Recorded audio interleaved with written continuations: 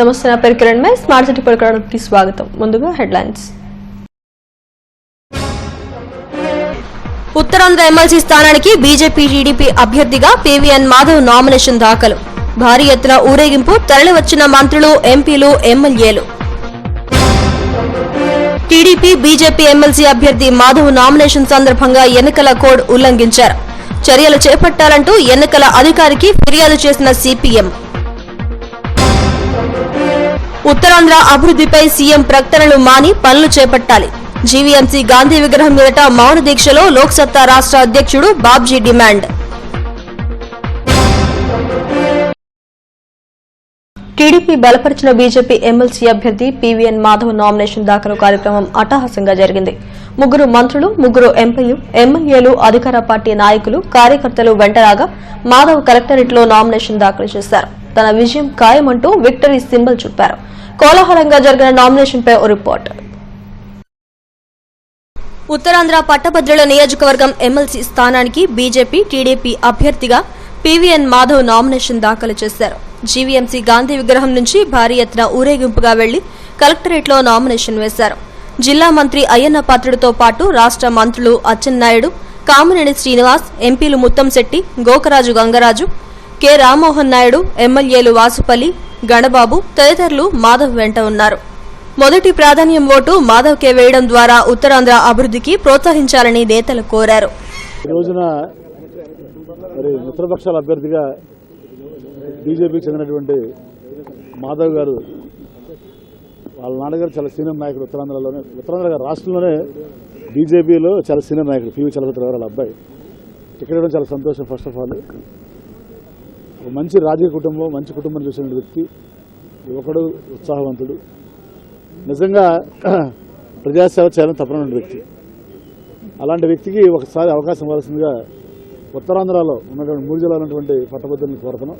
శ్రీకాకుళం, విజయనగరం, విశాఖపట్నం పట్టభద్రుల నియోజకవర్గానికి బీజేపీ అభ్యర్థిగా తెలుగుదేశం పార్టీ ముఖ్యమంత్రి చంద్రబాబు నాయుడు గారు బలపరిచినటువంటి అభ్యర్థి శ్రీ పీవీఎన్ మాధవ్ గారి యొక్క నామినేషన్ కార్యక్రమం చాలా అట్టహాసంగా ఈరోజు దాఖలు చేయడం జరిగింది.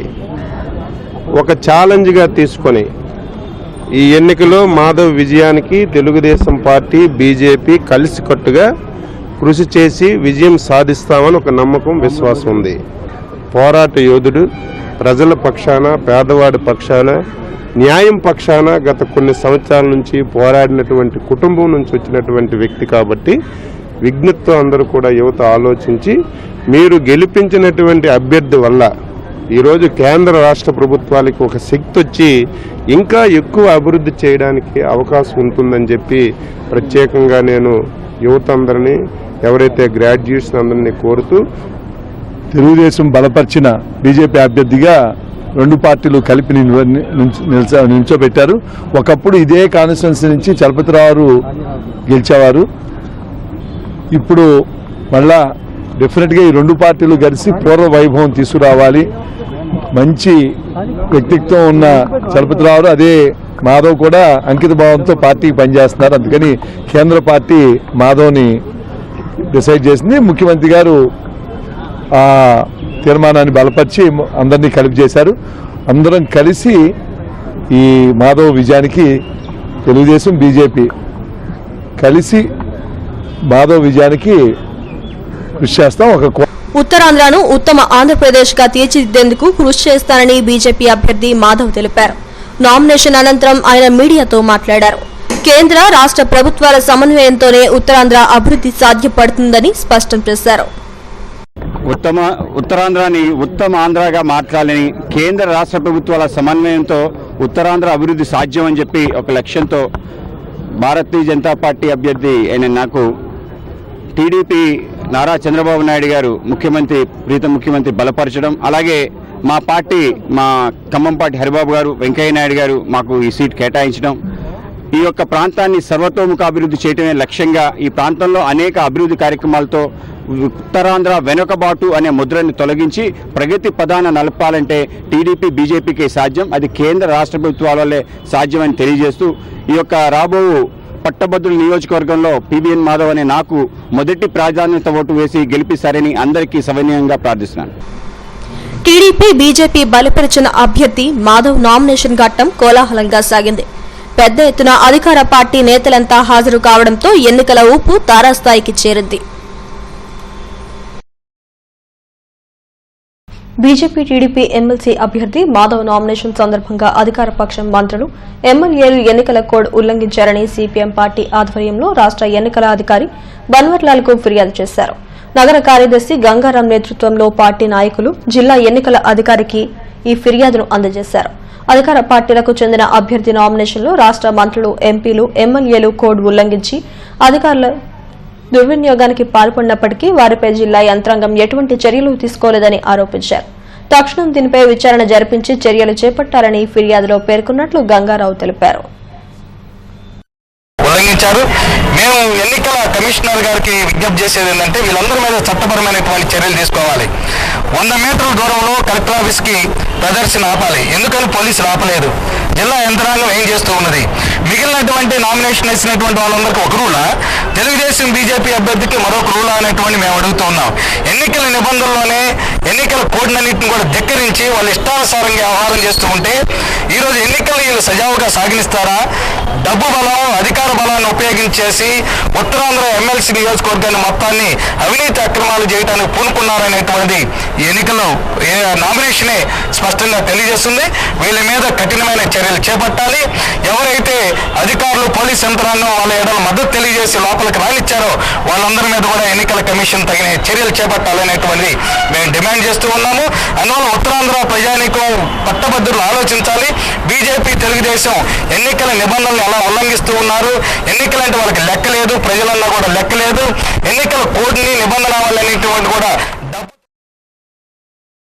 ఉత్తరాంధ్ర వెనుకబాటుతనంపై ముఖ్యమంత్రి చంద్రబాబు ప్రకటనలు మాని అభివృద్ది చేసేందుకు ముందుకు రావాలని లోక్సత్తా పార్టీ డిమాండ్ చేసింది. జీవీఎంసీ గాంధీ విగ్రహం ఎదురుగా ఆ పార్టీ రాష్ట అధ్యక్షుడు బీశెట్టి బాబ్జీ ఆధ్వర్యంలో మౌనదీక్ష నిర్వహించారు. గ్రామీణ, పేద, బడుగు జీవుల పరిస్థితి అధ్వానంగా ఉందని ఆందోళన వ్యక్తం చేశారు. విభజన హామీలు తక్షణం అమలు చేయాలని డిమాండ్ చేశారు. ఈ దీక్షలో ఎమ్మెల్సీ స్వతంత్ర అభ్యర్థి వివి రమణమూర్తి పాల్గొన్నారు. ఉత్తరాంధ్ర నేతలందరినీ ఒక తాటిపైకి తీసుకువచ్చి అభివృద్దికి కృషి చేస్తామని చెప్పారు. ఈ కార్యక్రమంలో నాయకులు, కార్యకర్తలు పాల్గొన్నారు. అయితే ప్రత్యేక హోదా రాదు అని చెప్తున్నప్పుడు ప్రత్యేకమైనటువంటి హోదాని వెనుకబడినటువంటి జిల్లాలకు ఇమ్మని అడుగుతున్నాం.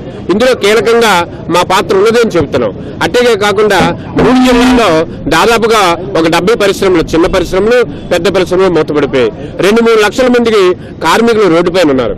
ఇంతేకాకుండా చదువుకున్న విద్యార్థులు దాదాపుగా 9 లక్షల మంది ఉపాధి లేకుండా ఉన్నారు. మరి అన్నమో రామచంద్ర అని చెప్పి ఈరోజు కార్మికులు కానీ, వ్యవసాయం చేస్తున్నటువంటి రైతు కానీ బాధపడుతున్న సందర్భం. ఇవాళ కార్యకర్తలు అందరూ కూడా ఇవాళ ఉత్తరాంధ్ర అంతా కూడా అందరికీ చైతన్యపరిచి, ప్రజలందరినీ చైతన్యపరిచి ఇవాళ మన కోరికల సాధన కోసం నడుం బిగించడం జరిగింది. దానిలో భాగంగానే ఈరోజు మౌన దీక్ష బీసెట్ బాబ్జీ గారు వాళ్ళ మొత్తం పరివారం అంతా కూడా ఇవాళ రంగంలోకి దిగడం జరిగింది. అయితే ఇవాళ ఉన్న పరిస్థితి ఇవాళ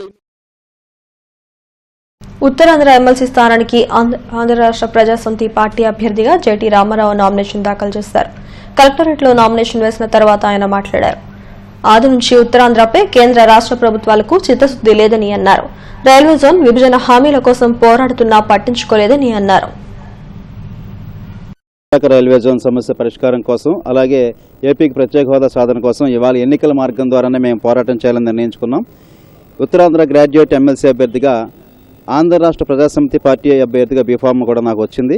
ఇవాళ కలెక్టర్ ఆఫీసులో నామినేషన్ దాఖలు చేసి ఉన్నాను. ఇప్పటికైనా సరే కేంద్ర ప్రభుత్వం ఏపీకి రావాల్సిన రాయితీలు కానీ, ఉత్తరాంధ్రకి ఇవ్వాల్సిన నష్టపరిహారం కానీ, ప్రాజెక్టులు కానీ, పెండింగ్ సమస్యలని పరిష్కరించాలన్నదే మా డిమాండ్.